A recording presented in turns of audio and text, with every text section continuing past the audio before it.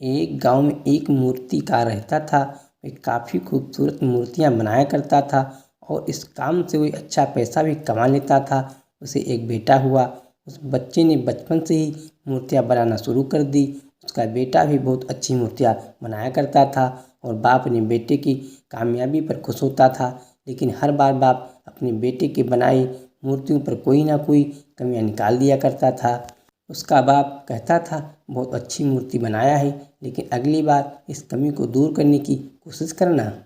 बेटा भी कोई शिकायत नहीं करता था।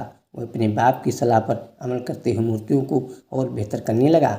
इस लगातार सुधार की वजह से बेटी की मूर्तियाँ बाप से भी अच्छी बनने लगी और एक ऐसा समय आया जब उसके बेटी की मूर्तियों को लोग बहुत पैसा देकर खरीदने लगे, जबकि बाप की मूर्तियाँ पहले वाली कीमत पर ही बिकने लगी।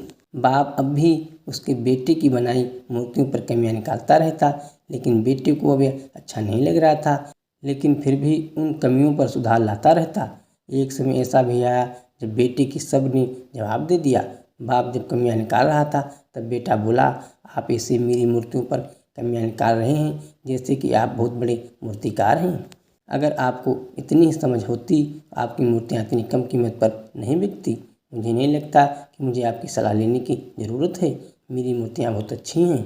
बाप ने जब बेटे की यह बात सुनी तो उसने बेटी को सलाह देना और उसकी मूर्तियों पर कमी निकालना बंद कर दिया।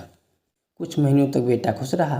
फिर उसने यह ध्यान दिया कि लोग अब उनकी मूर्तियों की इतनी तारीफ नहीं करते जितनी पहले किया करते थे। उसकी मूर्तियों का दाम बढ़ना भी कम हो गया। शुरू में तो बेटे को कुछ भी समझ नहीं आया, लेकिन फिर वह अपने बाप के पास गया और अपने बाप को समस्या के बारे में बताया। बाप ने बेटों को बहुत शांत से समझाया, जैसे कि उसे पहले ही पता था कि एक दिन ऐसा भी समय आएगा।